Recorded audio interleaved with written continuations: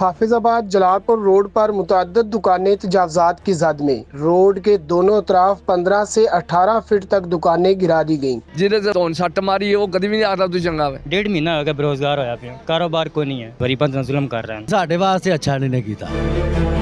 ਕੀ ਨਾਮ ਹੈ ਜੀ? Doctor Shakeel cancer.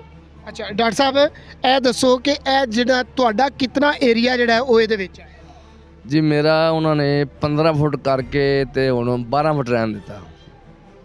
ਪਹਿਲੇ ਉਹਨਾਂ ਨੇ 12 ਫੁੱਟ ਦਾ ਨਿਸ਼ਾਨ ਲਾਇਆ, ਮੁੜ ਕੇ 3 ਫੁੱਟ ਜਿਹੜਾ ਦੂਸਰੀ ਸਾਈਡ ਤੇ ਤੋਰਿਆ ਪਹਾੜ ਦੀ ਤਰਫ, ਸ਼ਮਾਲ ਕਹਿੰਦੇ ਹੋ ਕਿਹੜਾ ਵੀ ਕਹਿੰਦੇ ਉਹਨੂੰ, ਉਹਨਾਂ 3 ਫੁੱਟ ਤੋੜ ਕੇ ਹੁਣ 12 ਫੁੱਟ ਰਹਿਣ ਦਿੱਤਾ। ਪਹਿਲੇ 15 ਫੁੱਟ ਸੀ, ਹੁਣ 12 ਫੁੱਟ ਰਹਿਣ ਦਿੱਤਾ। ਲੇਕਿਨ ਮੈਂ ਆਪਣਾ ਨਿਸ਼ਾਨ 13.5 ਫੁੱਟ ਤੇ ਲਾਇਆ। ਮੈਂ ਫੁੱਟ 1.25 ਫੁੱਟ ਜ਼ਿਆਦਾ ਛੱਡਿਆ, ਹੁਣ ਵੀ ਜ਼ਿਆਦਾ ਛੱਡਿਆ ਵੀ ਕੱਲ੍ਹ ਨੂੰ ਮੇਰੇ ਮਿਹਰਬਾਨ ਆਉਣ ਤੇ ਮੈਨੂੰ ਪਰੇਸ਼ਾਨ ਨਾ ਕਰ। ਇਹਦੇ ਵਿੱਚ ਤੁਹਾਡੀਆਂ ਦੁਕਾਨਾਂ ਤੇ ਫਰੰਟ ਸਾਰਾ ਖਤਮ ਨਹੀਂ ਹੋ ਗਿਆ? ਜੀ ਦੁਕਾਨਾਂ ਜੀ ਮੇਰੀ ਪਿੱਛੇ ਜਗ੍ਹਾ ਹੈ ਸੀ ਅਲਹਮਦੁਲਿਲਾ, ਜਿਹਦੀ ਵਜ੍ਹਾ ਤੋਂ ਮੈਨੂੰ ਕੁਝ ਗੁੰਜਾ ਕ੍ਰੈਡਿਟ ਮਿਲ ਗਿਆ। ਬਾਕੀ ਅਗਰ ਮੈਂ ਲੈਣੀਆਂ ਪੈਂਦੀਆਂ ਤੇ ਅਗਰ ਇਸ ਵੇਲੇ ਮੌਜੂਦਾ ਹਾਲਾਤ 'ਚ ਇੱਕ ਦੁਕਾਨ ਲਈ ਹੈ ਤੇ 50 ਲੱਖ ਦੀ ਦੁਕਾਨ ਹੈ ਤੇ 6 ਦੁਕਾਨਾਂ ਜਾਣ ਤੇ 3 ਕਰੋੜ ਬਣਦਾ ਤੇ ਮੈਂ ਅੱਜ ਤੱਕ 50 ਲੱਖ ਵੀ ਨਹੀਂ ਵੇਖਿਆ। ਇਹ ਤੁਸੀਂ ਦੱਸੋ, ਇਹ ਜਿਹੜਾ ਰੋਡ ਜਾ ਰਿਹਾ ਹੈ ਇਹ ਸਾਰਾ ਰੋਡ ਇਸ ਲੈਵਲ ਦਾ ਹੀ ਮਤਲਬ 110 ਫੁੱਟ ਹੀ ਹੋਏਗਾ? ਕਿਉਂਕਿ ਅੱਗੂ ਜਾ ਕੇ ਅੰਦਰੂਨ ਸ਼ਹਿਰ ਤੇ 110 ਫੁੱਟ ਜੀ ਵੇਖੋ, ਮੈਨੂੰ ਤੇ ਆਪਣਾ ਪਤਾ ਜੇ, ਕਿਸੇ ਦਾ ਮੈਨੂੰ ਕੋਈ ਨਹੀਂ ਪਤਾ। ਉਹ ਕੋ ਕਰਦੇ ਨੇ ਯਾਨੀ ਮੈਨੂੰ ਹੋ ਗਿਆ। ਕੀ ਸਮਝਦੇ ਹੋ ਹਕੂਮਤ ਦਾ ਇੱਕਦਮ ਅੱਛਾ ਹੈ? ਜੀ ਦੇਖੋ ਸਾਡੇ ਜਿਹੜੇ ਬੰਦੇ ਨਾਲ ਦੀ ਚੀਜ਼ਾਂ ਗਈਆਂ ਉਹ ਤਾਂ ਚੰਗਾ ਕੋਈ ਨਹੀਂ ਕਹਿਣਾ ਉਹਨਾਂ ਨੇ। ਲਾਮਾਲਾ ਗੱਲ ਹੈ, ਸਿੱਧੀ ਜਿਹੀ ਗੱਲ ਹੈ।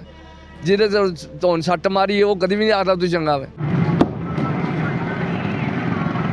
ਭਾਈਜਾਨ ਕੀ ਕਹੋਗੇ ਇੱਕ ਜਿਹੜਾ ਹਕੂਮਤ ਤਜਾਵਜ਼ਾਤ ਦੇ ਖਿਲਾਫ? ਇਹ ਆਪਣੀ ਦੁਕਾਨ ਉਹ ਪਰਲੀ ਸਾਈਡ ਤੇ ਅਸੀਂ ਲਈ 22.5 ਲੱਖ ਦੀ 1 ਸਾਲ ਹੋਇਆ ਸੀ, ਹਾਂਜੀ। ਤੇ ਮੈਂ ਇੱਕ ਹਜਾਮ ਦਾ ਕੰਮ ਕਰਨਾ, ਸਲੂਨ ਦਾ, ਕਟਿੰਗ ਦਾ। ਤੇ ਉਹ ਸਾਡੀ 22.5 ਲੱਖ ਦੀ ਦੁਕਾਨ ਜਿਹੜੀ ਤਕਰੀਬਨ ਕੋਈ 11-12 ਫੁੱਟ ਹੀ ਹਿਸਾਬ ਨਾਲ ਜਾਂਦੀ, ਉਹ ਵੀ 12 ਫੁੱਟ। ਟੋਟਲ ਕਿੰਨੀ ਦੁਕਾਨ ਹੈ? ਟੋਟਲ 15.5 ਸੀ ਤੇ 12 ਫੁੱਟ ਚਲੀ ਗਈ 3.5 ਫੁੱਟ। ਹਾਂਜੀ ਬਸ ਇੰਨੀ ਕੁ ਰਹਿ ਗਈ। ਕੀ ਕਹਿੰਦੇ ਹੋ ਹਕੂਮਤ ਦਾ ਇੱਕਦਮ ਅੱਛਾ? ਨਹੀਂ, ਸਾਡੇ ਵਾਸਤੇ ਅੱਛਾ ਨਹੀਂ ਕੀਤਾ। ਓਵਰਆਲ ਅਗਰ ਗੱਲ ਕਰੀਏ ਤੇ ਫਿਰ ਹਾਂ, ਬਹੁਤ ਹੀ ਸਾਡੇ ਨਾਲ ਜ਼ੁਲਮ ਕੀਤਾ ਨੇ, ਠੀਕ ਹੈ ਨਾ ਜੀ। ਹਾਂ, ਔਰ ਅਸੀਂ ਇਸ ਗੱਲ ਤੋਂ ਪਰੇਸ਼ਾਨ ਵੀ ਬੜੇ, ਕਿਉਂਕਿ ਮਾੜੇ ਬੰਦੇ ਆ, ਗਰੀਬ ਇਨਸਾਨ ਸੀ, ਔਰ ਅਸੀਂ ਬੜੇ ਅੰਦਰੂਨੀ ਤੌਰ ਤੇ ਬੜੇ ਅਸੀਂ ਦੁਖੀ ਆ। ਹਕੂਮਤ ਨੂੰ ਕੀ ਪੈਗਾਮ ਦੇਣਾ ਚਾਹੀਦਾ? ਪੈਗਾਮ ਇਹ ਦੇਣਾ ਚਾਹੁੰਦੇ ਕਿ ਇਸ ਤਰ੍ਹਾਂ ਨਹੀਂ ਕਰਨਾ ਚਾਹੀਦਾ। ਅਗਰ ਜੇ ਅੱਗੋਂ 55 ਫੁੱਟ ਹੋ ਸਕਦਾ ਸੀ ਤੇ ਇੱਥੋਂ ਵੀ ਹੋ ਸਕਦਾ ਸੀ, ਠੀਕ ਹੈ ਨਾ ਜੀ। ਇੱਥੇ 110 ਫੁੱਟ ਕੀਤਾ, ਅੱਗੇ ਕਹਿੰਦੇ ਨੇ ਜੀ 55 ਕੀਤਾ, ਉਹ ਵੀ ਨਹੀਂ ਹੈ। ਜੇ ਕੀਤਾ ਤਾਂ ਫਿਰ ਦੇਖ ਲਵੋ ਜਾ, ਠੀਕ ਹੈ। ਇਹੀ ਰੋਡ ਅੱਗੇ ਜਾ ਕੇ ਮਤਲਬ ਉੱਥੇ ਤਜਾਵਜ਼ਾਤ ਨਹੀਂ ਹਟਾਈ? ਨਹੀਂ, ਕੀ ਕੀਤਾ ਫਿਰ ਦੇਖਿਆ ਤੇ ਹੈ ਜੇ ਨਾ ਤੁਸੀਂ। ਉਹ ਨਹੀਂ, ਇਹ ਤਾਂ ਪੂਰਾ ਰੋਡ ਹੀ ਦੋਨੋਂ ਸਾਈਡਾਂ ਤੋਂ ਉਹਨਾਂ ਨੇ ਮਤਲਬ ਹਾਂ, ਉਹ ਅੱਗੇ ਈਦਗਾਹ ਤੋਂ ਅਗਲੀ ਸਾਈਡ ਤੇ ਕੁਝ ਵੀ ਨਹੀਂ ਕੀਤਾ। ਕੀ ਨਾਮ ਹੈ ਭਾਈ? ਅਲੀ ਇਮਰਾਨ। ਅਲੀ ਇਮਰਾਨ ਸਾਹਿਬ, ਇਹ ਹਕੂਮਤ ਦਾ ਇਕਦਾਮ ਜਿਹੜਾ ਇਹ ਕਰ ਰਹੇ ਨੇ, ਤਜਾਵਜ਼ਾਤ ਹੋ ਰਹੀਆਂ, ਠੀਕ ਹੈ? ਨਹੀਂ ਜੀ ਬਿਲਕੁਲ ਗਲਤ ਹੈ। ਮੇਰੀ ਖੁਦ ਦਾ ਦੁਕਾਨ ਸੀ, ਮੈਂ ਰੈਂਟ ਤੇ ਬੈਠਾ ਡਾਕਟਰ ਸਾਹਿਬ ਕੋਲ। 1.5 ਮਹੀਨਾ ਹੋ ਗਿਆ ਬੇਰੁਜ਼ਗਾਰ ਹੋਇਆ ਪਿਆ, ਕਾਰੋਬਾਰ ਕੋਈ ਨਹੀਂ ਹੈ, ਫਾਰਗ ਹੋ ਗਿਆ। ਕਾਹਦੀ ਦੁਕਾਨ? ਮੈਂ ਫਰਿੱਜ ਏਸੀ ਦੀ। ਹਾਂਜੀ, ਤੇ ਅੱਗੂ ਤੇ ਤੁਹਾਡਾ ਸੀਜ਼ਨ ਆ ਗਿਆ? ਸੀਜ਼ਨ ਆ ਗਿਆ, ਕਿਰਾਇਆ ਪਹਿਲੇ ਦਿੰਦੇ ਰਹੇ ਸਰਦੀਆਂ 'ਚ ਫ੍ਰੀ ਦਾ, ਜਦੋਂ ਹੁਣ ਵਾਰੀ ਆਈ ਉਸ ਟਾਈਮ ਫਾਰਗ ਹੋ ਗਏ। ਹਕੂਮਤ ਦਾ ਬਹੁਤ ਗਲਤ ਇਕਦਾਮ ਹੈ, ਗਰੀਬਾਂ ਤੇ ਜ਼ੁਲਮ ਕਰ ਰਹੇ ਹਨ। ਤੇ ਜਿਹੜੇ ਤਜਾਵਜ਼ ਕਰਕੇ ਬੈਠੇ ਨੇ ਉਹ ਜ਼ੁਲਮ ਹੈ ਮਤਲਬ?